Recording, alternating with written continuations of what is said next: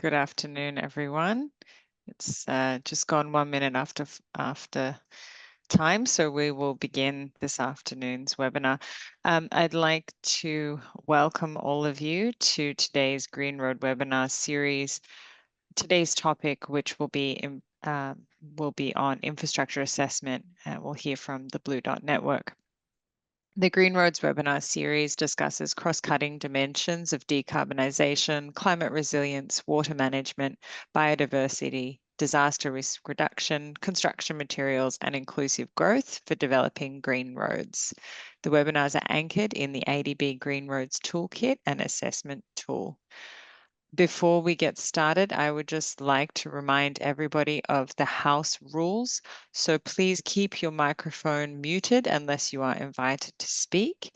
And please use the Q&A function within Zoom if you would like to ask a question during the presentation.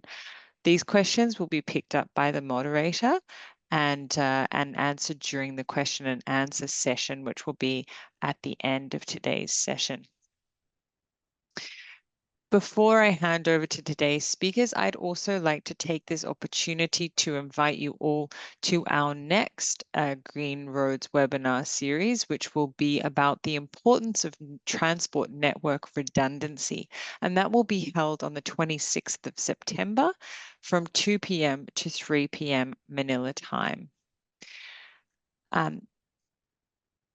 Without any further ado, I would like to hand over to Eric Cook from the IRF, the International Roads Federation, who is a member of the Green Roads Toolkit team. And without further ado, here he is. Thank you very much.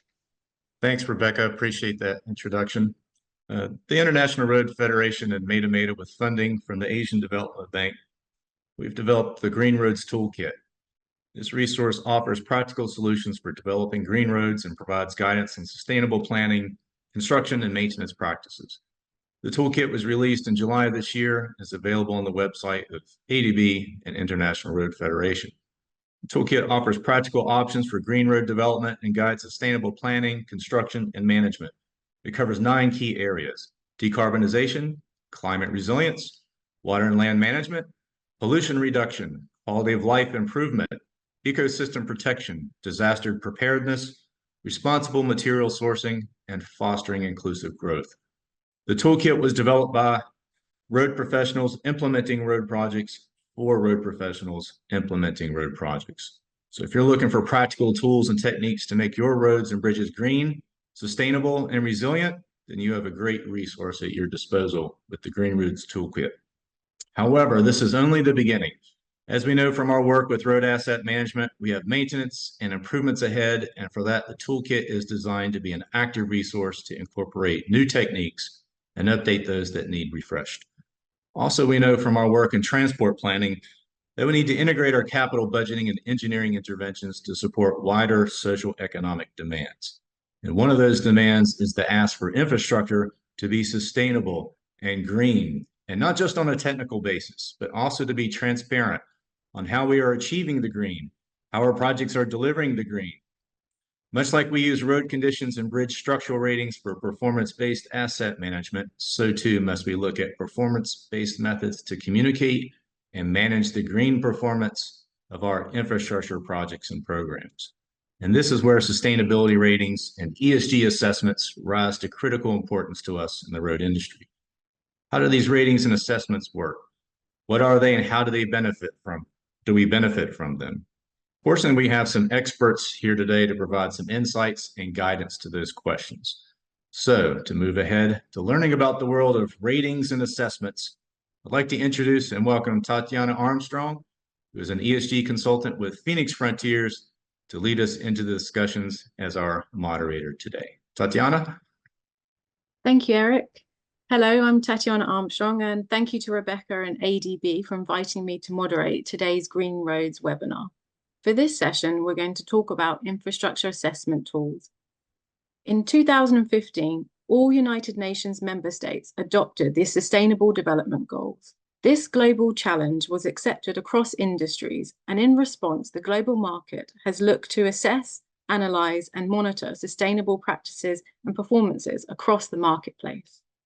In the last few years, we have seen the SDGs inspire the ESG movement, in which investors are seeking social and environmental returns, whilst regulatory institutions are demanding compliance with sustainable practices.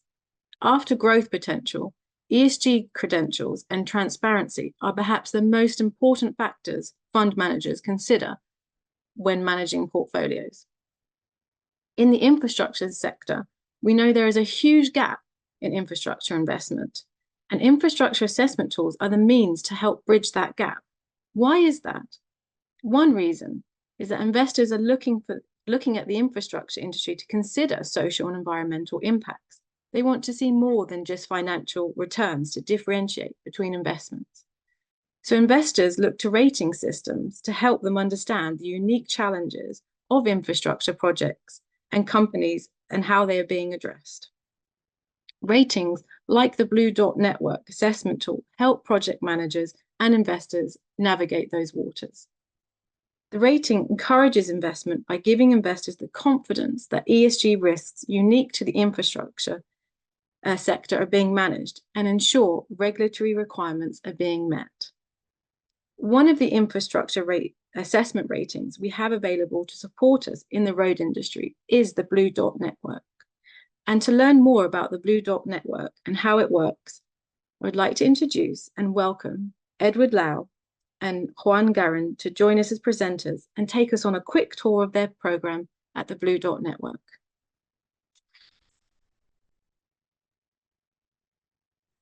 Thank you very much, Tatiana. I'm putting on my presentation so people can follow it. My name is Edwin Lau. I'm the interim head of the Blue Dot Network Secretariat, which was established earlier this year by the Blue Dot Network Steering Committee. And I think actually, Tatiana, you made my presentation for me because that's exactly what we're trying to do, is to leverage the existing international global standards to better communicate quality infrastructure projects to investors in order to close the international investment gap, but at a way in which we are meeting standards to meet the very ambitious SDG objectives. So let me dive a bit into what the Blue Dot Network is. It's a trusted signal for investors and other stakeholders that projects are environmentally, socially sustainable, resilient, open, and transparent. And so actually Eric's introduction was music to my ears, because we all know that in order to meet green objectives, we also have to make sure that they are financially sound, that there is return on investment, that all of the other criteria such as the fight against corruption, ensuring benefits to local communities, meeting standards, global standards of transparency are met. So this really is a comprehensive perspective that the Blue Dot Network brings to projects, because ultimately sustainable investors want to ensure not only that projects are green, but they are also providing returns on investment. This initiative is really a public and private collaboration. We have had the private sector, infrastructure developers and financial investors involved from the beginning, but it's also been supported by governments. And that is one of the things that we're hearing, is that in order to close the infrastructure investment, we need to have that strong dialogue between the public and private sectors. So the governments of Australia, Japan, Spain, Switzerland, Turkey, the UK, and the United States have really put their full support behind this initiative in order to ensure that government policies are aligned to develop projects that respond to investor demand. The initiative is open to all sectors and across developed and developing countries. And what we're finding to date is that from the projects that are asking for infrastructure certification, many of them are from the road and rail sectors, as well as from energy transition, ports, and increasingly now also the digital sector, as digital infrastructure becomes equally important in the running of our modern economies. So this shows the representatives from the 7 steering committee countries that were at the OECD on the 9th of April to launch the Secretariat. So we're still a relatively new initiative, but that belies the over 2 years of investment that the OECD provided in developing the technical assistance to provide the criteria and the certification framework for the Blue Dot Network. So what we did was we really looked at what was out there, what was accepted by governments, starting with the quality infrastructure investment principles of the G20, and then drilling down to help translate these high-level objectives to the project level. What we hear over and over again is that people don't disagree with quality infrastructure principles. It's commonly accepted, but how do we operationalize that and make it real? And that's really what the Blue Dot Network is about. So we begin with a self-assessment against the essential criteria that are published on the Blue Dot Network website. So I invite you to take a look at that. And then on the basis of that self-assessment from a project that voluntarily requests Blue Dot Network certification, it is verified by a third-party independent certification body. And then those results are monitored over the life cycle of the project. So I think this is quite important, that this is not a gotcha game. It's not to say, here are good projects and here are bad projects. What we're doing is we're accompanying projects over the 5 years that, once you receive Blue Dot Network certification, you receive it for 5 years and we monitor it on an annual basis. So what we want to do is to accompany projects to ensure that they move from the commitments to green principles to delivery of those principles. Here is an overview of the Blue Dot Network elements. There are 10 elements, as I said, which are quite comprehensive in scope. And I think that is what makes Blue Dot Network the approach unique, in that it is the most inclusive framework, realizing that in order to meet green, you also have to meet all dimensions of sustainability, including social, governance, and financial objectives as well. Of course, today we're going to talk primarily about element 4, building projects that are resilient to climate change, disasters, and other risks, while maintaining the pathway to the net zero objectives. But of course, this is linked to other dimensions, including environmental and social safeguards, protection against corruption. And I think very importantly is ensuring that there is that local buy-in as well, and that there are benefits to local communities. So we're not only looking at the overall outcomes at the global level, but also how to make this acceptable to all stakeholders of the infrastructure. And so we continue to keep this focus on who is benefiting from Blue Dot Network certification, whether that's investors to help assuage concerns about risk, to compensate for weak governance or regulatory frameworks in particular countries, and to have sort of commonly legible, understandable data on infrastructure projects, but also for contractors and project developers to create a global level playing field, to ensure that the investments that they make in green infrastructure are recognized, celebrated, and taken into account. For governments, taking the lessons that we learn from Blue Dot Network certified projects to help them understand how to ensure that pipeline of sustainable infrastructure projects, and to ensure that there are benefits also at the local level. And then for those communities, making sure that while we are focusing on green outcomes, that we also see how they can benefit through local jobs of harm, and other benefits to local economies. In order to achieve that, we've created an executive consultation group of over 200 business leaders, representatives. We also have labor and NGOs that are participating. And this group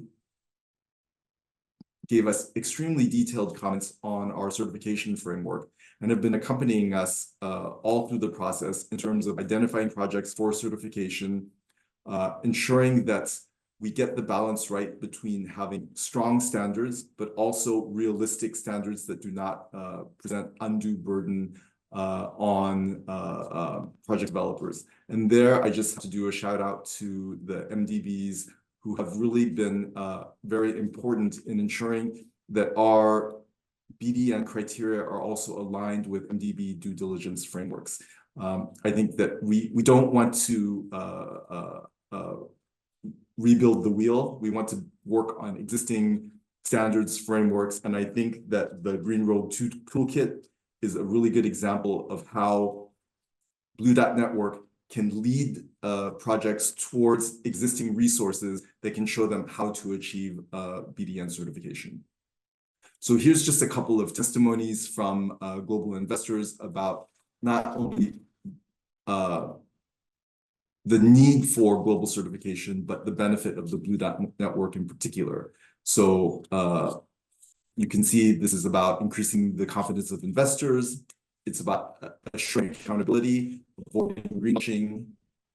It's about ESG considerations that are integrated into the infrastructure cost-benefit analysis, and also taking into account the benefits over the asset lifecycle. So many of these objectives are still being developed. We see new ESG reporting frameworks popping up every day. And so the Blue Dot Network criteria will be a evolving framework as these new criteria and practices are developed. The existing framework we will keep stable for the next 2 years, but we're already constantly looking at what are new practices so that when we update the framework, we can make sure that they are incorporated. So I think I'm going to now hand it over to Juan, who's going to continue the presentation and talk a bit more about green roads. So Juan, over to you.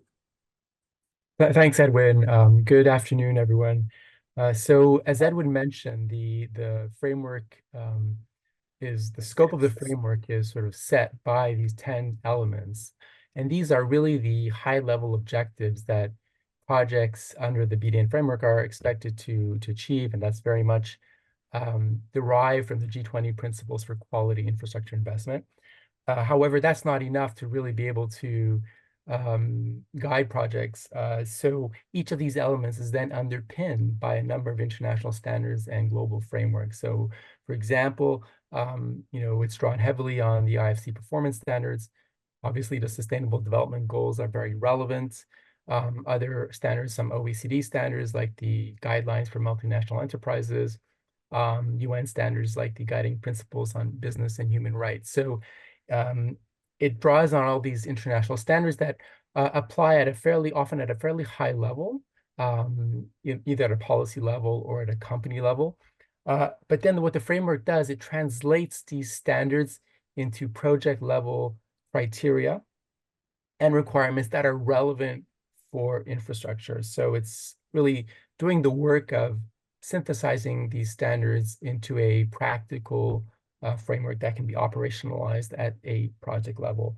So what we're really interested in is having, criteria and requirements that, represent the expectations in terms of what outcomes should be achieved and the specific conditions and performance metrics that projects should look to align with.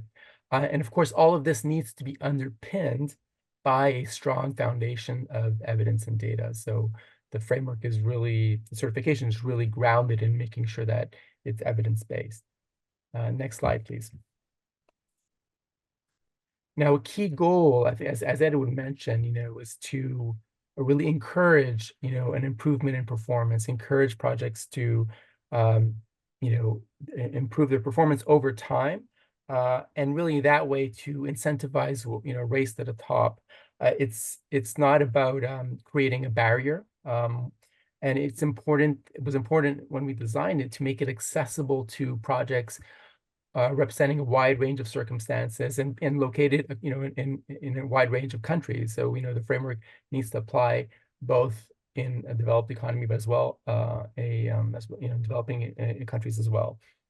So this is why we created a framework based on these 3 levels of performance.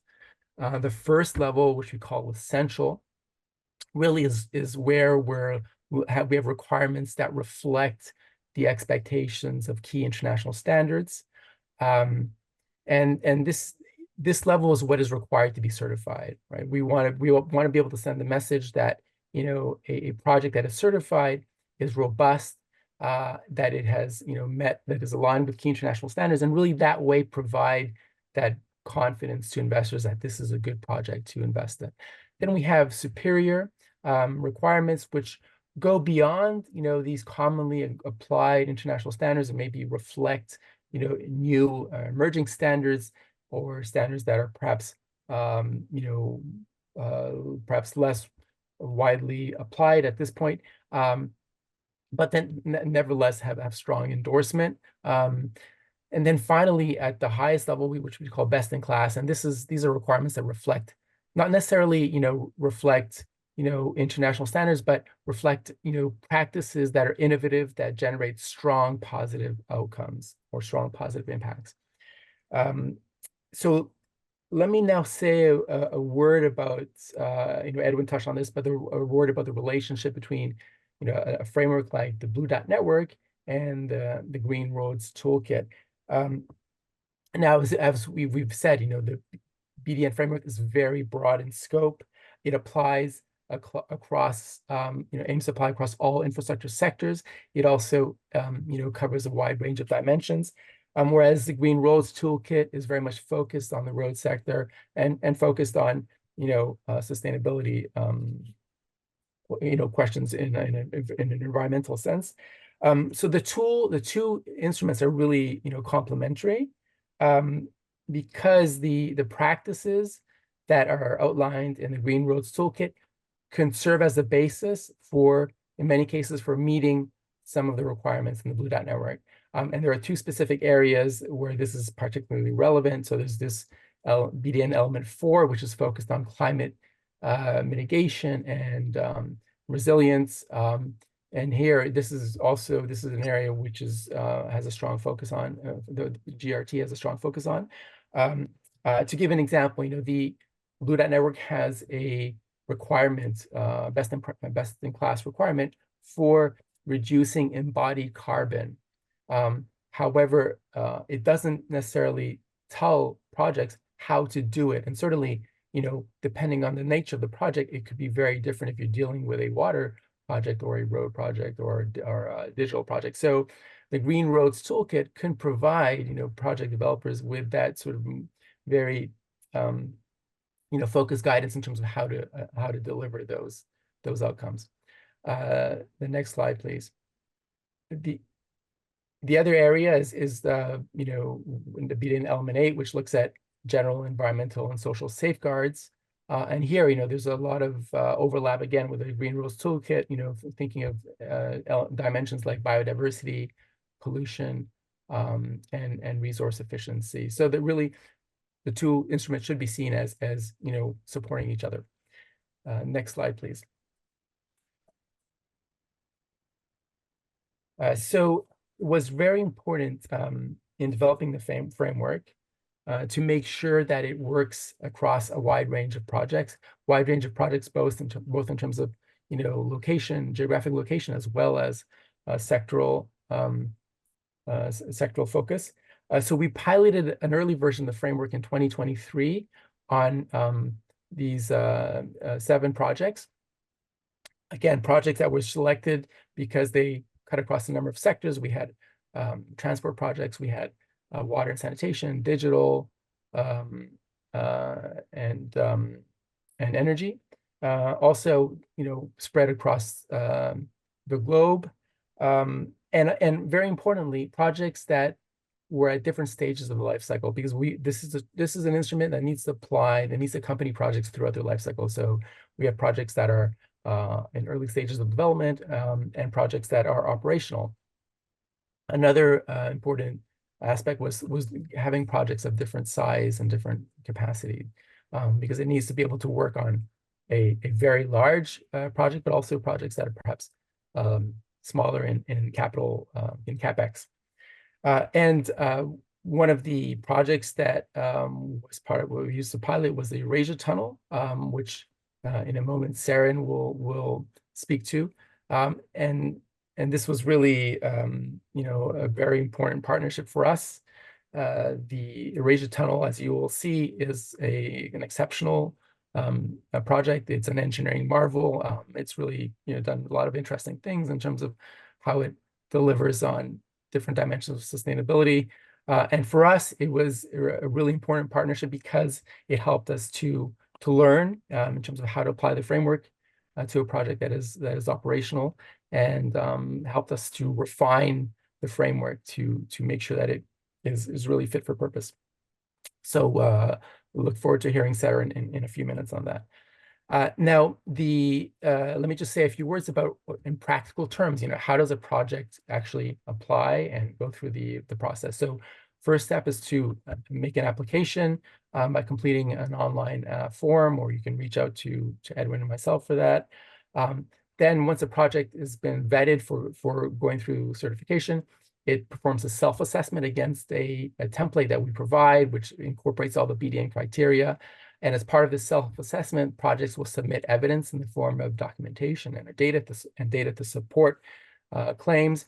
That then goes to an independent third-party certification body that will review the self-assessment and verify the evidence. And that we have currently appointed three certification bodies that will be doing this work, so that the Blue Dot Network Secretariat will not be doing the verification itself.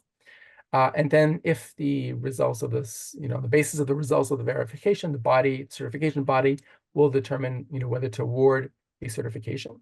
And as Edwin mentioned, that certification is valid for up to 5 years, after which point it will need to be renewed. However, we do expect, we do require that projects that get certified before operations have it renewed within 2 years after operations begin. Next slide, please.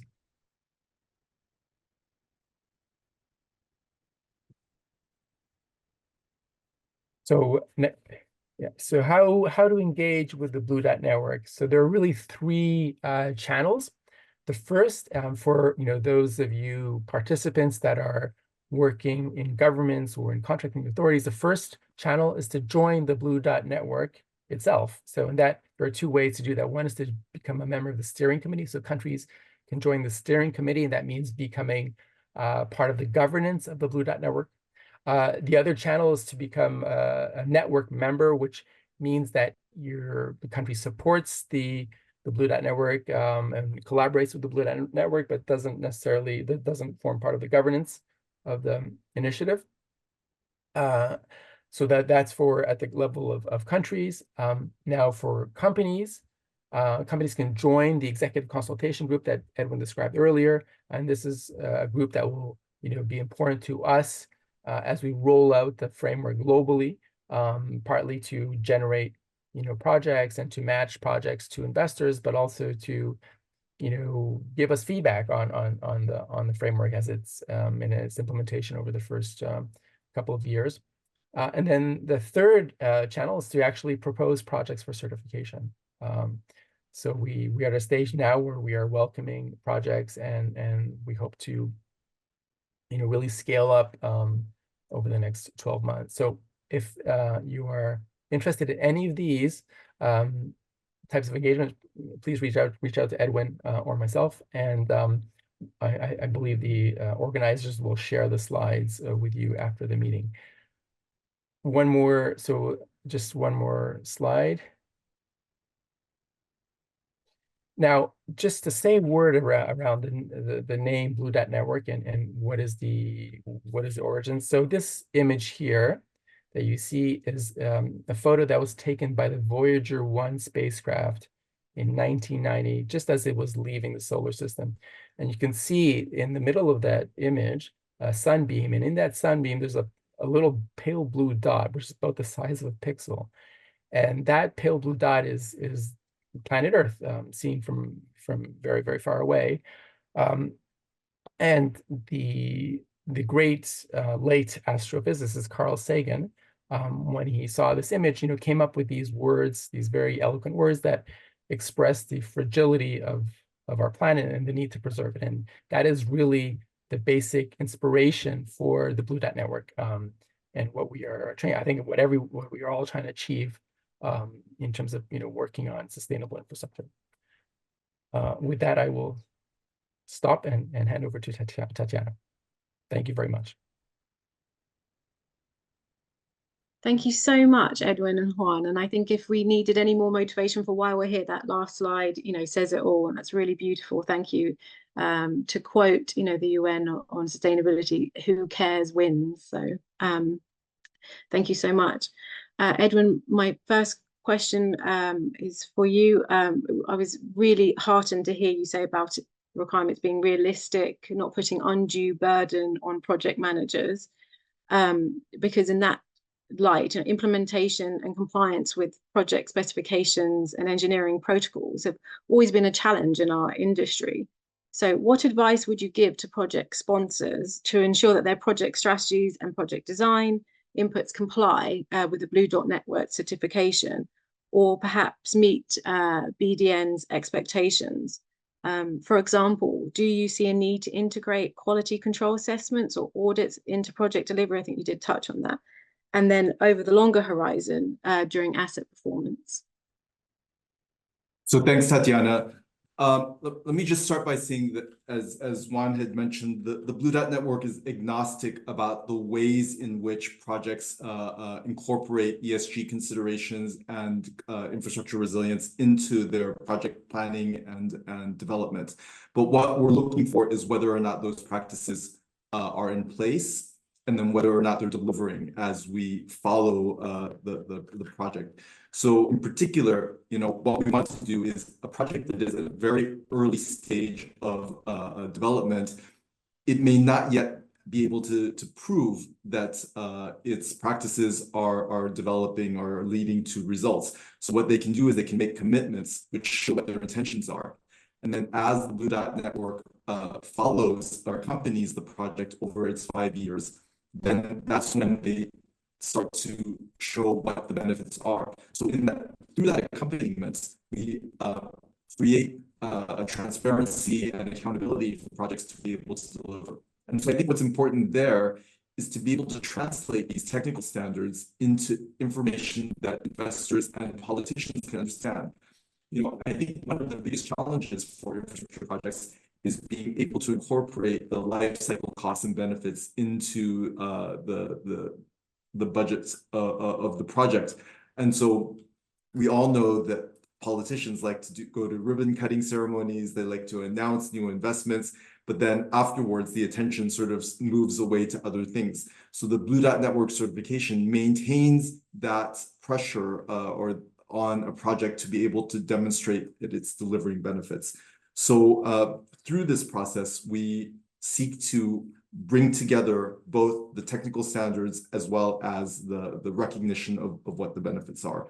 And I think there, working with MDB due diligence is an important dimension of that as well. And actually, in a month's time, we're going to have a meeting with MDBs to talk about how we can better align MDB standards with the BDN criteria in order to make sure that projects that are already supported by MDBs the BDN will have what we call a recognition mechanism. So basically, if it's meeting the BDN criteria through the MDB due diligence, then we will not ask to report that data again. So through this accompaniment, we're doing an alignment and a common recognition of those existing standards. That's great. Thank you so much, Edwin. The next question I have is for Juan. So from what I'm hearing, the Blue Dot Network is trying to bridge the infrastructure funding gap. Do you see any overarching issues or themes in the road industry that project sponsors and implementers can do to increase investor confidence? For example, with strengthening road agency governance or any specific actions the road industry can start working on today to increase investments and investor confidence? So how in the road sector can we build confidence from external stakeholders? And what can we do to message better to get their confidence? That's a great question, Tatiana. I think what I will say will probably be familiar to many of you, but there are three things. First is really I don't think it can be said enough that it's good project preparation is really crucial to ultimately generating investor confidence. And that, means a number of things. First of all, it means, bankability, making sure there's clarity and predictability around revenue streams, ensuring efficient risk allocation, but then also addressing, risks that are more difficult to allocate, such as, concerns around corruption, and also integrating environmental and social considerations. A second thing I think, which is really important, given that infrastructure assets are long-lived, and typically liquid, is resilience. So ensuring that projects are resilient, that they are going to that they're resilient to a number of hazards such as climate change, but also the various disaster threats and human-induced threats. So investors that are looking at long-term investments need to have reassurance that a project is resilient over its life cycle. And then a third really important factor is communicating the benefits to investors in a manner that is credible. So really avoiding greenwashing. And that is really difficult to do. But this is where the Blue Dot Network can help. Because first of all, it does provide a framework to help projects prepare, and a framework that builds in protections against corruption, that helps to meet investors' expectations with regard to environmental and social considerations, and that are planned, designed, and operated in a way to enhance resilience. Secondly, is providing visibility to projects that are doing the right things. I think it's difficult for a project to do that itself, but by providing this external, validation, using independent third parties, that addresses the credibility question. It also provides projects and project owners with a tool for communicating to investors to be able to say, we have this project that's been certified, is a very, strong message. And finally, the Blue Dot Network, we have our executive consultation group, which includes many investors, and that's also a channel for communicating, for these projects to sort of be more visible among investors. So yeah, I will stop there. Yeah. Actually, Tatiana, if I can just jump in there very quickly, I think that beyond sort of green standards, we also know that delays in infrastructure projects can create huge costs. So one of the elements of, or the global approach of the Blue Dot Network makes sure that we are looking also at benefits to local communities and stakeholder engagement to help ensure investors that the steps have been taken to ensure local buy-in for infrastructure projects. So really, we realize that all of these dimensions are interlinked. Yeah, bringing them all together. Thank you so much, Juan. One more question for either Edwin or Juan. Since the Sustainable Development Goals were released in 2015, we've seen, many frameworks, tools, and thoughts on how to apply and implement these SDGs and sustainability generally in infra delivery. And this would include some regulatory authorities requiring organizations to meet ESG standards and compliance in financial reporting. What are your thoughts on how road infra can best harmonize all these? We talked about this, various frameworks, procedures, and tools, including ESG, which are all, of course, well-intended and have good value in design in the various methodologies. But there's so many available. Perhaps we risk confusing the industry on what to use and adopt, and your thoughts on harmonizing this. Yeah, so maybe I'll take that one, Tatiana. So you really touched on a crucial issue, which is this proliferation of regulatory and reporting requirements. And it's become a very complex and evolving landscape, which is composed of international standards, supranational regulation, national regulation, local regulation. And they apply to different levels. So some apply to investors, some apply to corporates, but there's all they interact. But let me just clarify that the Blue Dot Network is not a channel for exporting supranational regulation or national regulation. So we're not taking regulation in one jurisdiction and making it sort of a requirement globally. So we really want to make that clear, because Blue Dot Network is based on international standards that have been commonly agreed. So it's really taking standards which have a very wide adoption, and it's also entirely voluntary. So it's not about creating a new compliance level.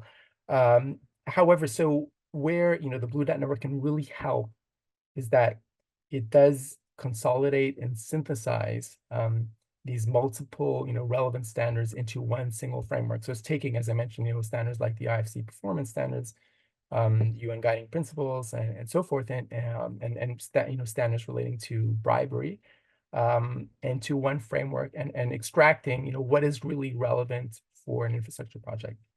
Now, many of these standards are also the basis for supranational and national regulation. Take an example, the OECD guidelines for MNEs, the UN guiding principles, are very much, like an inspirational or used within, the EU regulations.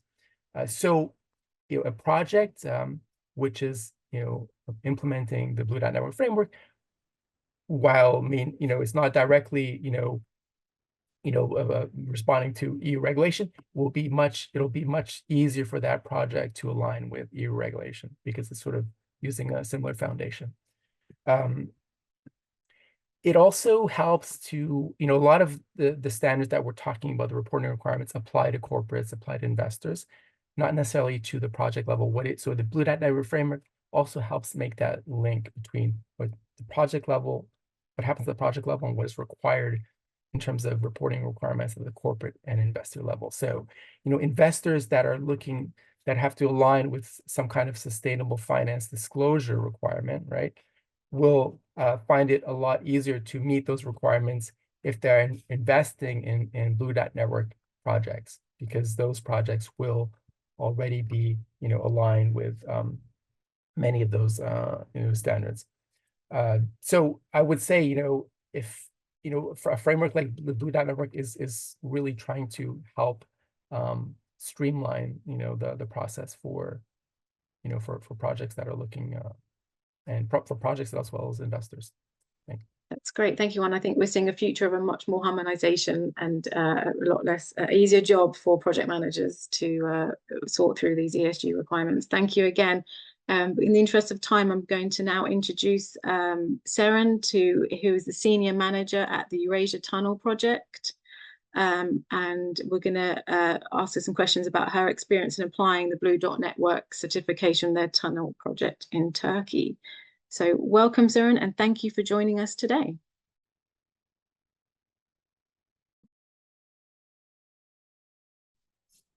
Hello, Tatiana. Thank you for this introduction.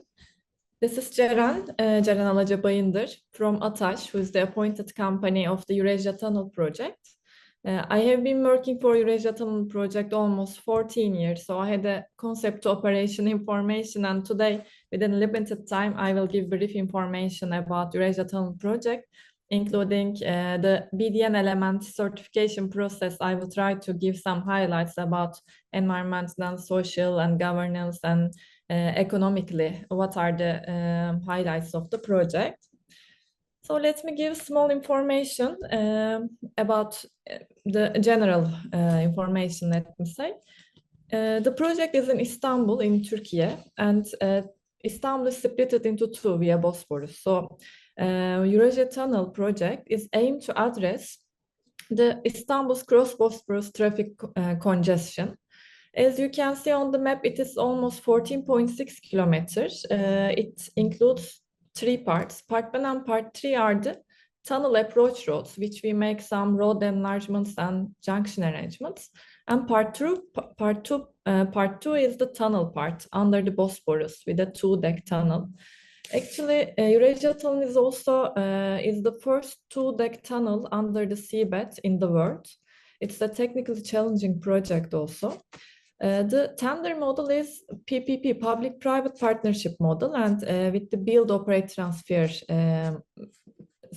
part. So part 2, the tunnel part, will be building, operated, and transferred to the public, which is the Ministry of Transportation and Infrastructure in this case, at the end of the operation period. We are almost 8 years of the operation now. We completed the construction 8 months earlier. It's also a very good highlight for that project.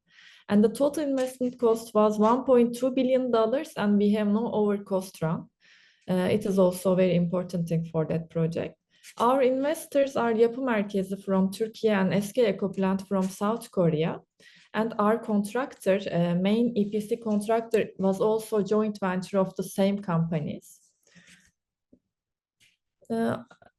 Since we are talking about the tunnel, I also would like to highlight that TBM tunnel machine. It's really a technically challenged project, and this machine was unique for that project, and it was in the first in the world with cutter head power and 6th in the world with excavation diameter. There are too many TBM tunnels, but we did it with the 12 bar water pressure under the seabed. So it was really technically challenged. And we completed within 16 months the tunnel. It is also financially credible and feasible project that you can see after a comprehensive due diligence process. We received $960 million from the foreign loan. EIB, EBRD, and KEXIM are the direct loaners to that project. And we have the longest maturity term with 18 years among the transportation infrastructure investments in Turkey. When we add up our equity of the shareholders, foreign shareholders, we can say that it is 89% of foreign direct investment it includes. It's also very nice for our country.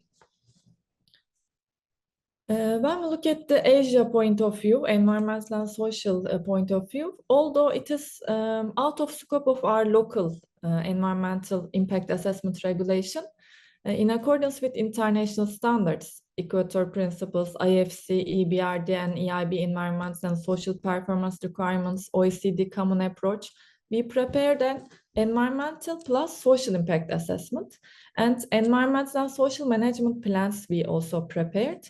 Upon the requirements to our loaners, which are mostly multilateral development banks, such kind of EBRD, EIB.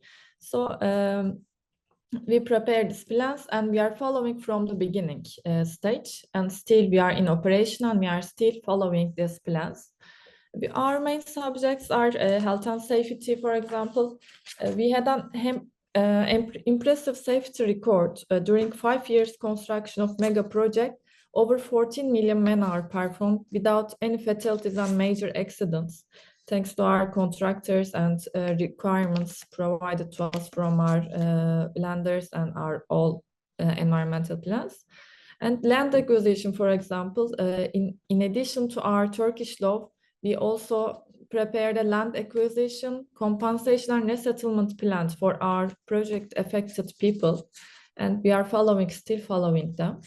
We have vegetation and natural habitat issue, and for example, noise and vibration we measure and observe, and air quality, for example, in our very close to our ventilation buildings in each site, we put some air quality stations, and we are following, measuring, and monthly basis we are monitoring and reporting, and if any case of the issue, we are taking the mitigation measures. Archaeology and cultural heritage is also very important for us, because one of the side of the tunnel is in historical peninsula. We sometimes also coordinate with UNESCO, for example, for our issues, and all of our excavations at that area, at historical area, is done under the supervision of our director of museum and chance finds procedure in accordance with our chance finds procedures. We have also very well designed stakeholder engagement plans from the beginning, and still we are following. We have grievance mechanism, and we are coordinating very well with our all stakeholders. And also we have a LEED certificate for our O&M building, you can see in the right hand side, and we are not stopping in the operation period also. Those are not in our technical requirements, but we are doing with our contractor's vision, let me say. And this project is our signature at the end, and we are trying to put on it. And it's like our showcase, let me say, our contractors, investors showcase also. For example, we are carbon neutral project by 2021. In 2022 too, we are measuring our carbon footprints.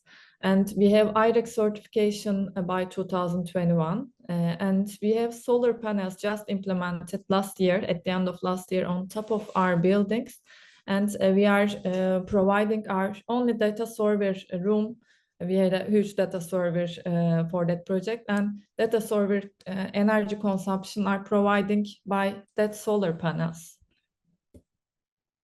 And also we awarded by EBRD as a best practice award in 2015 with that environmental and social practices. And when we look at from a governance point of view, we are very keen on the transparency of knowledge sharing. We had a museum, although it is not also in our technical requirement, but we had a museum from the beginning in the entrance of our O&M building. We have too many hosts until today, and we just opened it to the kids too last year. If you visit Istanbul, I would like to host you too. And we had a PPP model and Eurasia Tunnel book. You can see in the right-hand side, and I also put the link in our website. We published it in our website. We try to make a capacity building about the PPP model and Eurasia Tunnel project. And when we look at the economic impacts of the project, with only saving impacts in 7 years, it is $1.5 billion we have. With the time saving, fuel saving, emission saving, and accident saving.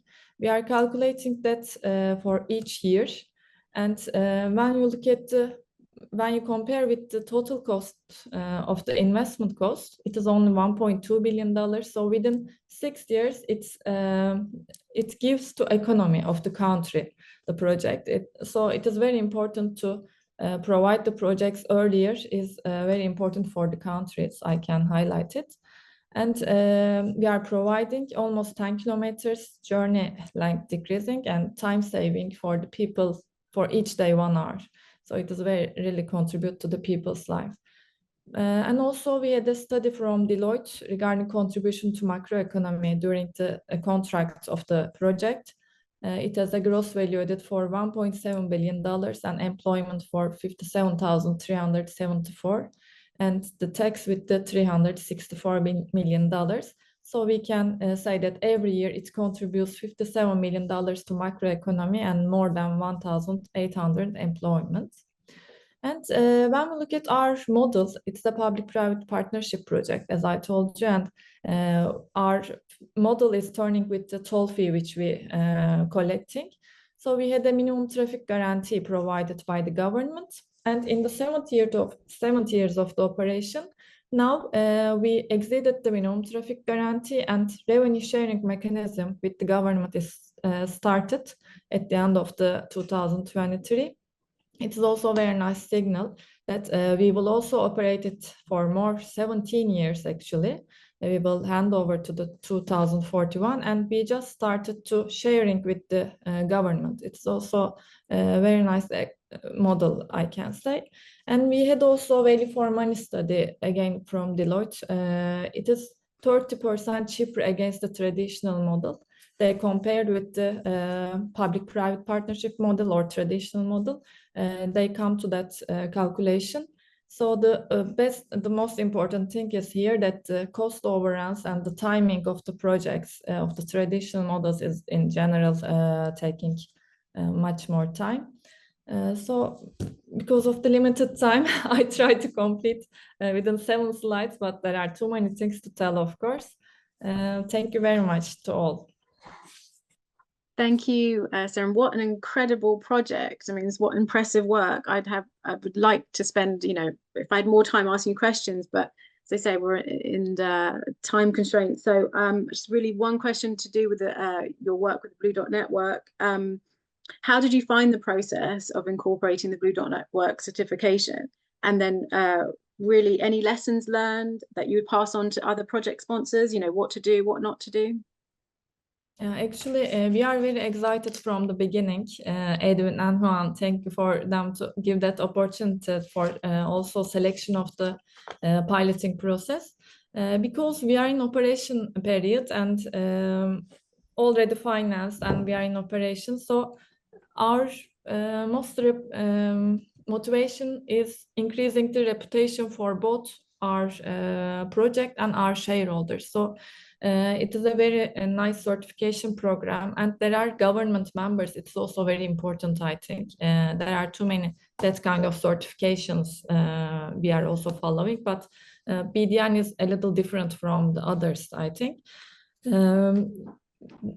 Our most motivation is that I can say. But since we are in operation, our hardest part was to find all evidence from the project planning, from the design, and from the previous periods. But luckily, I have been working for 14 years, and there are some other friends that working a long time. We can dig and find the evidence materials. So the hardest part for the BDN is that BDN is certifying the project, not the companies, not the government, not the contractor, not the investor. So the project from the beginning to the end, you should certify, you should work all together. And so starting point is very important, I think. So the government part is very important. Maybe in future, in addition to technical requirements, there will be easier requirements really, and it should be followed and it should be budgeting from the beginning. For contractor point of view, the budgeting is the most important thing for because in order to meet most of the criteria, you should spend money. But with the vision from the top, it will flow down, and hopefully that kind of certification program will be leverage the countries and the contractors and everybody. So I'm also very happy that after our project piloting process, Turkey also joined the governing members, and I'm very proud of it. I hope our country, it will help to our country to be leveraged up. So thank you very much for this opportunity, by the way, to join that session together with BDN. It's like a dream for me. That's wonderful. Thank you so much, Sarah. And I think, yeah, really big takeaway there is, from the beginning of the project lifestyle and, top-down approach. So, starting from the beginning makes everyone's work a lot easier and the flow. Because we're of time, I'm going to quickly move on. And I think we have a couple of questions in the Q&A. I'm going to ask Eric to relay those for us. Thank you. Thank you, everybody. Yeah, thanks, Tatiana. Real quick, as you mentioned, we're up against our backstop here. So a few questions that I'll just relay to the audience here and to the panelists. One on the requirements in joining the Blue Dot Network. I know Edwin and Juan highlighted the 3 entry points for that of join the network, and then the executive consultation group and the project application. I think the premise of the question is it organizations or just with or as individuals able to engage with BDN? So the Blue Dot Network Steering Committee and network membership is for governments. So they're basically supporting the objectives of the BDN. But the ECG, the Executive Consultation Group, that can be at the project, that can be at the corporate or NGO or international association or MDB level. So all are welcome. Very good. Thanks, Edwin. Appreciate that. And I'll close it out with one final comment from our participants. And it touches on that slide from the space perspective. About talking about the hearts and minds, touching the hearts and minds of practitioners. A wonderful slide. Tatiana, you made a comment of that as well on winning by caring. I like that. Greening's not free is the premise of the comment. And I think it touches on that we have not just an infrastructure investment gap, we have a green infrastructure investment gap. And I think it's a wonderful comment here about inviting all of us and all of our agencies and collectively as an industry act upon and share the knowledge amongst wider communities, make provisions, a small dividend for those who are affected from the greening efforts, such as increasing wildlife encroachment. So I think it underscores everything that we all embrace collectively here, that we have not just an infrastructure investment gap, but a green infrastructure investment gap. So with that, Rebecca and Michael, I'll close it out just noting that that Juan and Edwin both noted that what we're doing at ADB with our Green Roads Toolkit can support project sponsors with the BDN application. I think it's a good start to harmonizing, as Tatiana highlighted there in the beginning of the session. And I think it's a good starting point as we move from the now forward on how we can synchronize our respective programs for a mutual beneficial for our road infrastructure industry. So with that, Rebecca, the wonderful session, and pass it over to you. That's it for me. Just to say thank you all for joining, and we hope to see you at the next Green Roads webinar. Thank you all very much. Bye-bye. Thank you.